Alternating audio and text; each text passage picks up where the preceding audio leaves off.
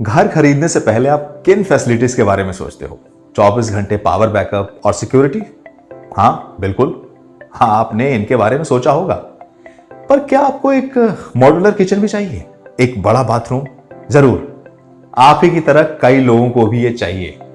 शायद एक badminton court और लैंडस्केप भी, और एक वाटर स्लाइड और चिड़ियाघर भी हो तो नहीं ना?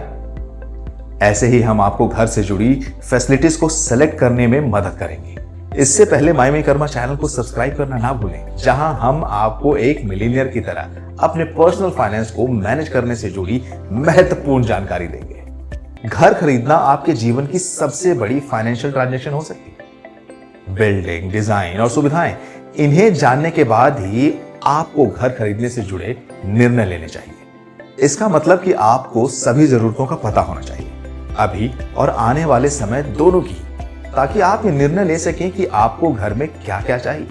चाहे आप फिर उस घर में रहना चाहते हैं या इन्वेस्टमेंट रूप में प्रॉपर्टी खरीदना चाहते हैं, घर में मिलने वाली सहूलियत इसकी कीमत को भी बढ़ा सकते हैं। ये ज्यादा जरूरी तब हो जाता है जब आप घर रहने के लिए खरीदते हैं। इन दिनों सुविधाओं और सहूलतों का मिलना इतना जरूरी हो गया है कि ग्रेड ए बिल्डर्स के प्रोजेक्ट आप इसके बिना सोच नहीं पाते।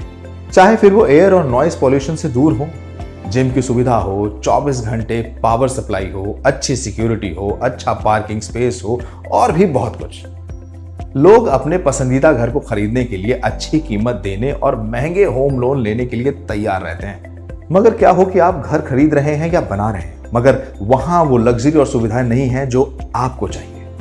आपके घर की कीमत के साथ सुविधाओं की कीमत भी जुड़ी होती है, चाहे फिर वो आप आज ले या कल। ऐसे में जरूरी है कि आप अपनी पसंद की सुविधा को पहले जानें और फिर इसी के अनुरूप अपना बजट प्लान करें। यह आपके सिर्फ पैसे नहीं बल्कि समय भी बचाएगा, वो भी इस बात को गौर रखते हुए कि कहीं इससे प्रोजेक्ट देरी से या ज्यादा कीमत का ना हो जाए। रेंज और सुविधाओं को जानने के दो तरीके हैं, बेसिक जरूरतें और सहूलतों में फर्क करके। आइए आपको बताते हैं कि घर खरीदने से पहले आप कैसे बेसिक जरूरतों के बारे में जानें। इसमें पहला है सिक्योरिटी। कहीं भी घर खरीदने से पहले वहां की सिक्योरिटी के बारे में जानें। कितने सिक्योरिटी गार्ड हैं?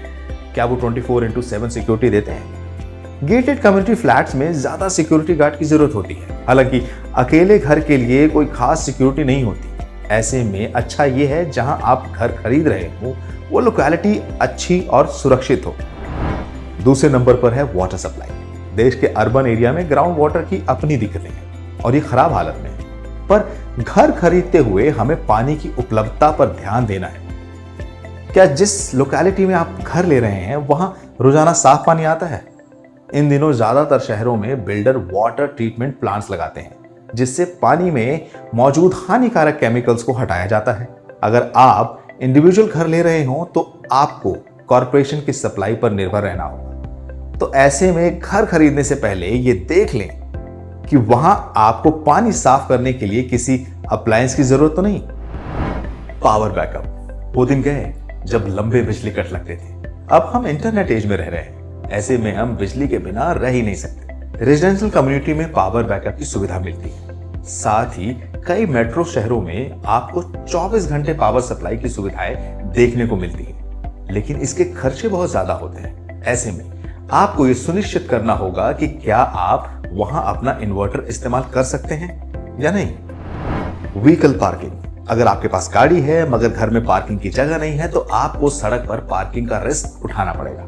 अपार्टमेंट में रेजिडेंस के लिए पार्किंग उपलब्ध रहती है। बड़ी गेटेड कम्युनिटी में रेजिडेंस पार्किंग के अलावा विजिटर्स के लिए भी पार्किंग की सुविधा दी जाती है। अगर आप इंडिविजुअल घर खरीद रहे हैं तो आप सुनिश्चित करें कि आपकी कार को पर्याप्त पार्किंग मिल सके या घर के साथ ही गेट के पास पार्किंग स्पेस मिल सके। मेंटेनेंस। घर को मेंटेन करना काफी खर्चा भरा होता है। कम्युनिटी फ्लैट्स और अपार्टमेंट में मेंटेनेंस चार्जेस भी देने होते हैं, जहां बिल्डिंग कम्युनिटी रिपेयर और सर्विस का ख्याल रखती है। अगर आप इंडिविजुअल घर ले रहे हैं तो ये जरूर देखें कि इलाके के आसपास सर्विस कितनी आसानी से उपलब्ध है। एलिवेटर्स। चाहे आप जितने भी हेल्थ कॉन्शियस हों, अपार्टमेंट में बिना लिफ्ट के रहना बहुत मुश्किल हो जाता है। हाई राइज कम्युनिटी फ्लैट्स में आपको लिफ्ट की सुविधा मिलती है, पर अगर आप 2 या 3 फ्लोर की बिल्डिंग में रह रहे हो, फिर भी लिफ्ट की जरूरत यहां भी होती है। ये वो सुविधाएं हैं जिसके बारे में आपको घर खरीदने के दौरान सोचना ही होगा।